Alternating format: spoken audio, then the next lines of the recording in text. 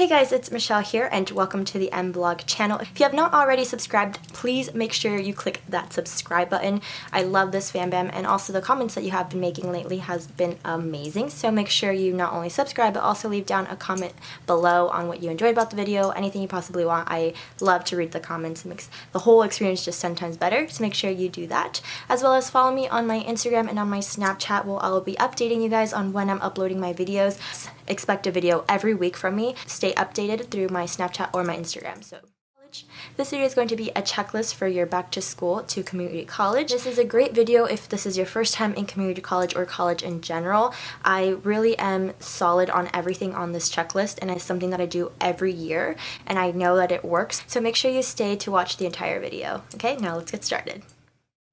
The first thing on your checklist should be to register for classes if you haven't yet already. You really want to do this very soon. So if you have not yet done this, which I hope you have, make sure you do it. So register for your classes. I do definitely talk about this in all my other videos, but this is something that I do want to stress in the beginning of your checklist before going back to school. So make sure you registered for your classes.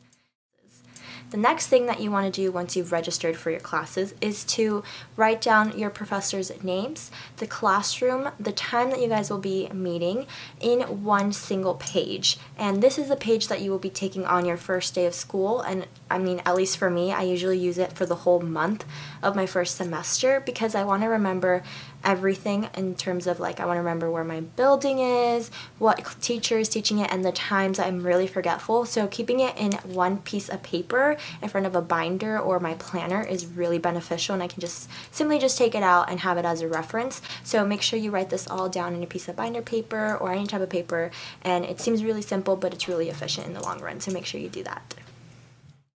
Alright guys, so the next thing you want to do is check your emails. I think this is a prime thing that I always stress again in all my other videos, is to check your emails, especially your student email, and make sure it's forwarded to your primary email account. So this is your opportunity in your checklist to decide where your emails are going to go. So are they going to be Gmail, Yahoo, whatever, and make sure you stick to that one specific, email provider. And then once you do that, make sure you download the app, make sure you're updated through that app, and stay consistent in checking the emails and checking that you are on top of it.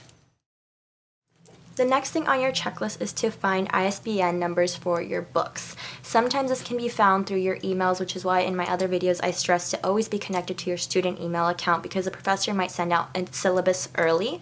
So if they do this early, or you can even check your textbook catalog area in your student account, but they will send an ISBN number, and that ISBN number is the way that you will find the textbook that you need for your class. Sounds like a lot, but it's really not that difficult. Once you have this ISBN number, you can put it on slugbooks.com where they can basically search everything, every single website to find the cheapest textbook for you, and you can just click buy this one and then it will send you to that website where you can purchase it. I highly even recommend renting out textbooks. I love doing the rent out method because really when I buy them, after the class finishes, I have nothing to do with them and they're worth nothing usually. So renting out a textbook for $13 and then returning them is a money saver versus buying the textbook for $100 and then it only being worth like $10 at the end of the day, and every other student's trying to sell their textbook as well. So make sure you take into consideration renting as well as checking out Slugbooks. It's like the place to go. So the next thing that should be on your checklist is to find a study space.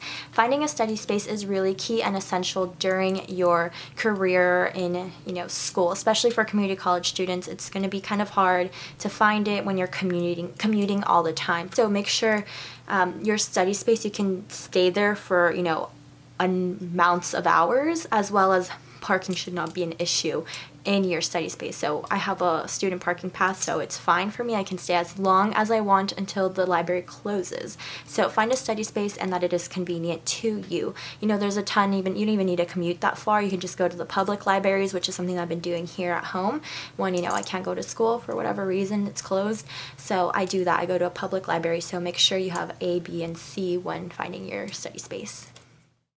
The next thing that should be on your checklist is to get a planner. I think this should be on everybody's checklist, and not only get a planner, but learn how to use it, learn how you're going to adapt to use it for yourself. I do plan on making a video on just a planner, on how I use my planner, because it's truly so beneficial. Right now I have lost my planner, which is why I'm in panic mode, because that thing has everything. It has dentist appointments, it has, you know, inspirations, it has goals. So get a planner and use it to your benefit. Use the heck out of your planner, people. It's the best thing. It's the best system. It is classic and it will never fail you. I mean, you have your phone calendar, but it's not the same. It's not. So get yourself a planner and work it out, like learn your method and do all of that. So yeah, do that. Alright guys, so that is the end for this video. I do want to make it a bit short because I will be adding more of my tips in later videos, but this is basically the solid things that you need to have done in your checklist before doing anything else. So stay tuned. That is it for this one, and I'll see you guys next week when I go shopping. So make sure to subscribe and stay tuned with that. Bye guys, I'll see you later.